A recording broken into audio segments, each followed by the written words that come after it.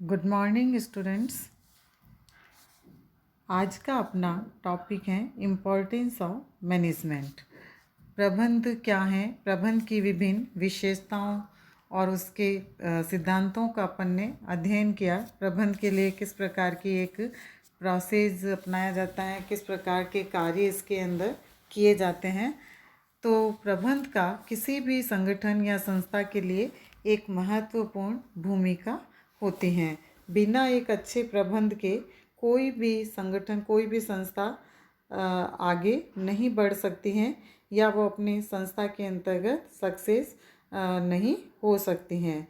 तो इस प्रकार से प्रबंध का किसी भी संगठन या संस्था में अत्यधिक महत्वपूर्ण रोल होता है, भूमिका होती है।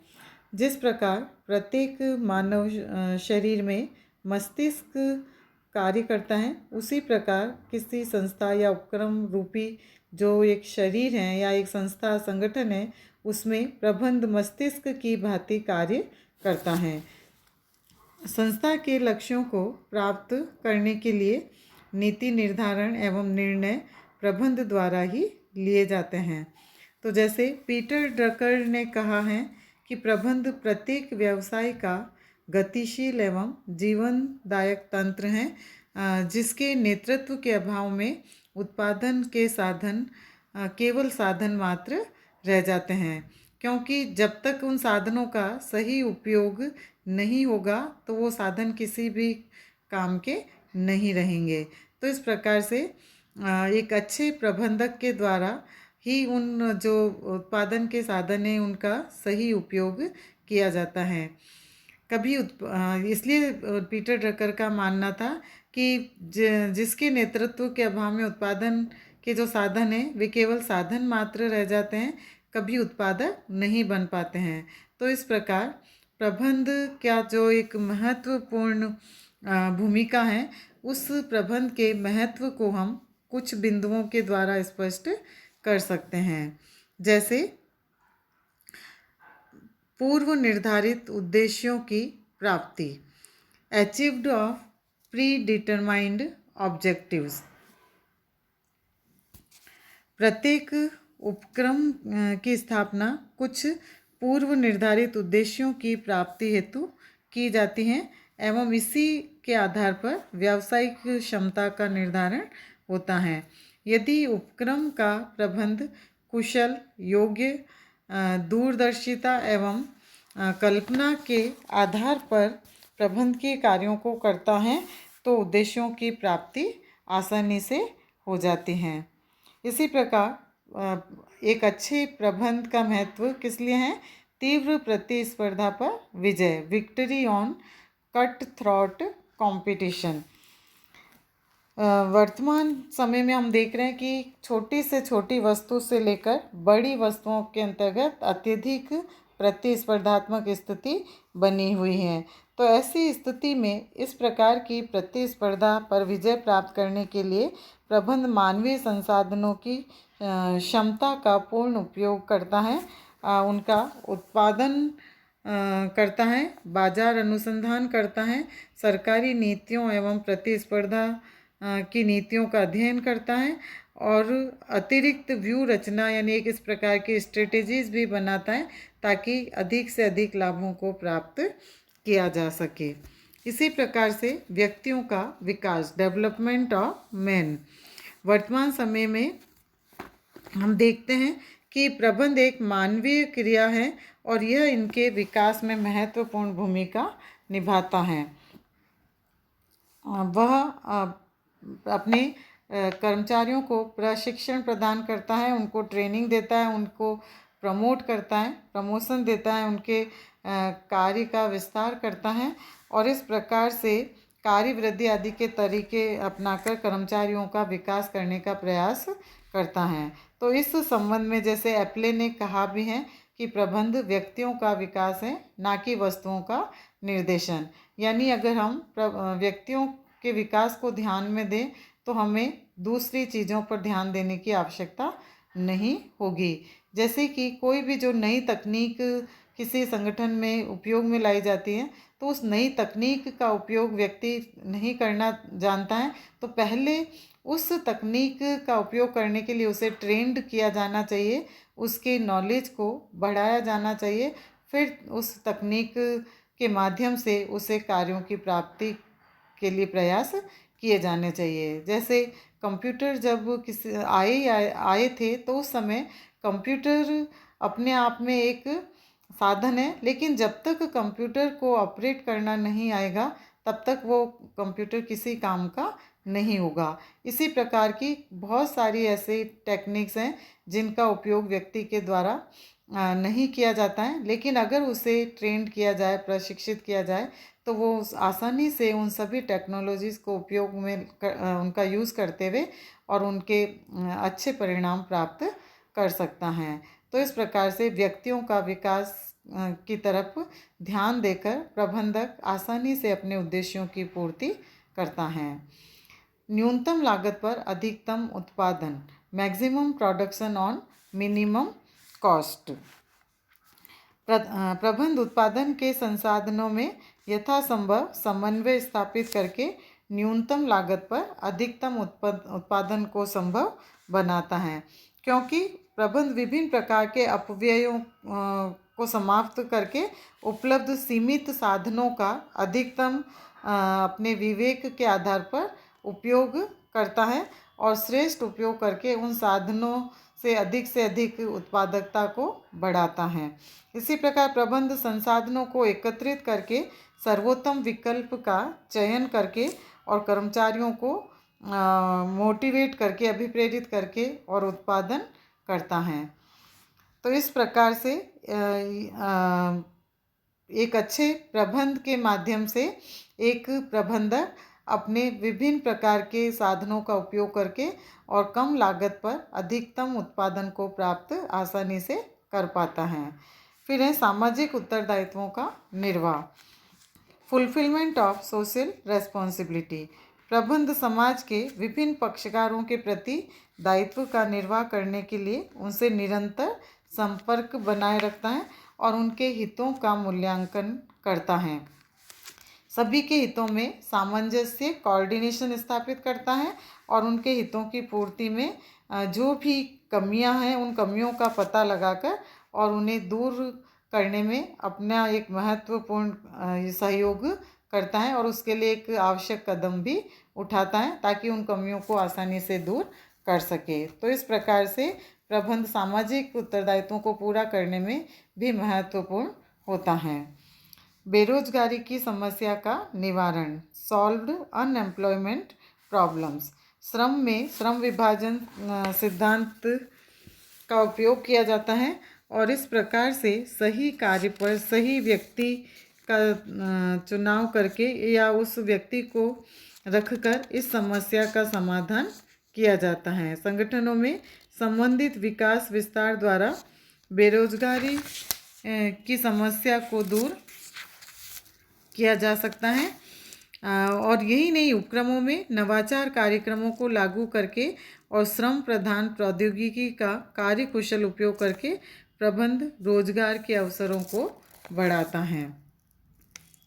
इसी तरह से उत्पादकता में वृद्धि, इंक्रीजेस प्रोडक्टिविटी। प्रबंध उत्पादन के संसाधनों में समन्वय स्थापित करके उत्पादकता में वृद्धि को संभव बनाता है और इसके लिए वह अपव्ययों को समाप्त कर संसाधनों का श्रेष्ठतम उपयोग करता है और नियोजन यानी एक अच्छी योजना के माध्यम से सर्वोत्तम विकल्प का चयन करता है और कर्मचारियों को अभिप्रेरित कर उन पर कंट्रोल करके, नियंत्रित करके और उत्पादकता में वृद्धि करता है।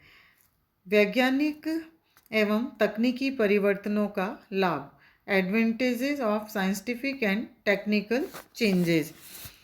प्रबंध दिन प्रतिदिन जो नई नई विधियाँ, यंत्रों का मितव्ययी तरीके से कार्य करने का रास्ता सुझाते हैं। बेरोजगारी, कार्य मुक्ति एवं छटनी की समस्याओं का समाधान करते हैं और इसके अतिरिक्त नई एवं परंपरागत कार्यविधियों तथा पद्धतियों में उचित समन्वय स्थापित करके उनका लाभ उठाया जा सकता है। संकटों का निवारण, सॉल्व्ड हैज़ार्ड्स। आज व्यावसायिक जगत में एक नहीं अनेक कई प्रकार की समस्याएं संकट खड़े हो जाते हैं। ऐसी दशा में प्रबंधक संकट मोचक बनकर उनका निवारण करता है और कुशल प्रबंध विद्युत संकट, पेट्रोल संकट, कच्चे माल का संकट, कर्मचारियों का संकट, ये आर्थिक कर, इस प्रकार के विभिन्न संकटों आदि का समाधान खोजकर संस्था को निर्बाध रूप से अच्छे तरीके से संचालित करता है। तो ये सारे कार्य एक अच्छे प्रबंध के द्वारा ही संभव हो पाते हैं। परिवर्तन का प्रबंध, मैनेजमेंट ऑफ चेंज। देश में आर्थिक, सामाजिक, राजनीतिक, सांस्कृतिक विभिन्न प्रकार के परिवर्तन संगठन को भौतिक एवं मानवीय प्रणाली को प्रभावित करते हैं। तो ऐसी स्थिति के अंतर्गत प्रबंध विभिन्न अपने कार्यों के अंतर्गत गतिशीलता को बनाए रखता है और उन परिवर्तनों के आधार उन विभिन्न प्रकार के परिवर्तनों को ध्यान में रखते हुए संगठन के बाह्य वातावरण के साथ समायोजित होता है और संगठन की गतिशीलता में वृद्धि करता है। कार्यक्षमता का पूर्ण उपयोग, फुल यूटिलाइजेशन ऑफ एफिशिएंसी। प्रबंध एक शक्ति है जो संसाधनों के अपव्यय में कमी करते हुए उनकी पूर्ण क्षमता का उपयोग करके और लाभ उठाता है। वो कई प्रकार के शोध करता है, खोज करता है और विकास कार्यों को और अधिक ध्यान देता है। उपक्रम के उद्देश्यों को विभिन्न इकाइयों, प्रबंधकों और उत्पादों एवं कर्मचारियों के उद्देश्यों में परिवर्तित करता है और समय एवं गति अध्ययन के द्वारा अनावश्यक गतियों को समाप्त कर समय तथा थकान में भी वह कमी लाता है। प्रबंध की प्रक्रिया का प्रभावी क्रियान्वयन, effective implementing of managerial forces. प्रबंध की प्रक्रिया के प्रत्येक कार्य, नियोजन, संगठन, कोऑर्डिनेशन, मोटिवेशन, कंट्रोल के प्रभावी निष्पादन हेतु मानवीय सैद्धांतिक एवं तकनीकी कौशल का प्रयोग करते हैं और इस प्रकार से संगठन के अंदर प्रबंध की प्रक्रिया को अधिक प्रभावशाली बनाते हैं। व्यवसाय का कुशल संचालन, एफिशिएंट ऑपरेशन ऑफ बिजनेस। व्यवसाय को बिना किसी बाधा के कुशलतापूर्वक चलाने के लिए प्रबंध का अन्य कोई विकल्प नहीं है।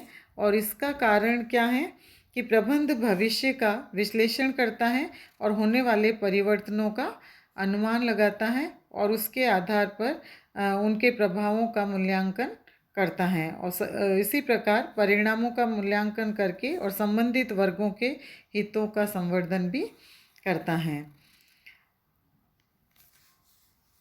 नेक्स्ट, कार्य संस्कृति की स्थापना, एस्टेब्लिशमेंट ऑफ वर्क कल्चर।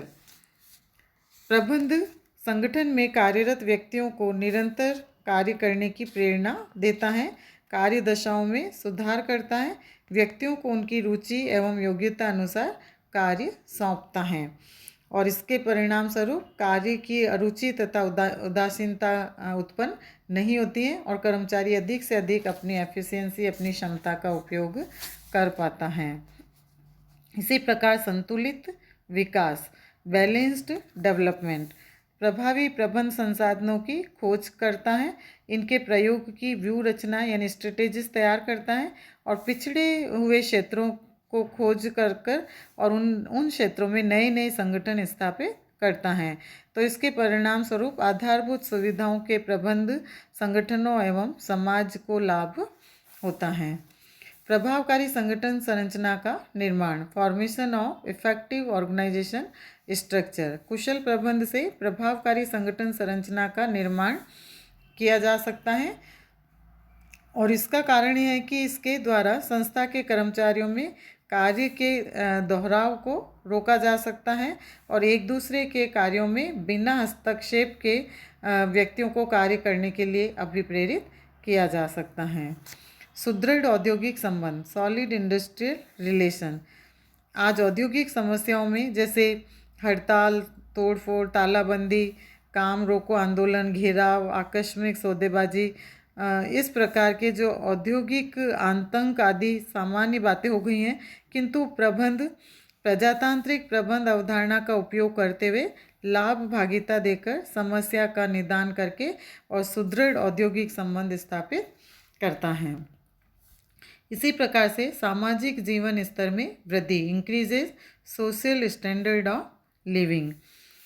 कुशल प्रबंध देश के संसाधनों का अधिकाधिक मितव्ययी उपयोग करता है, उपभोक्ताओं को सस्ती कीमतों पर अच्छे वस्तुएं उपलब्ध कराता है, उनके जीवन स्तर को ऊंचा उठाने में सहयोग प्रदान करता है, नवीन तकनीकों एवं विधियों को अपनाकर कम लागत पर अच्छी किस्म की वस्तुओं का अधिकतम उत्पादन को संभव बनाता है और समाज के लोगों को रोजगार भी प्रदान करता है और उनकी आवश्यकताओं की भी पूर्ति करता है। तो इस प्रकार से एक कुशल प्रबंध के माध्यम से एक संगठन के अंतर्गत या एक संस्था, एक उपक्रम अधिक से अधिक विकसित होते हैं और अधिक अपने संस्थाओं के अंतर्गत आगे बढ़ाने में एक अच्छे प्रबंध का सहयोग करते हैं। तो इस तरह से किसी भी संस्था, किसी भी उपक्रम के लिए प्रबंध का अत्यधिक महत्वपूर्ण भूमिका होती है। इसका एक महत्व और भी अधिक बढ़ जाता है।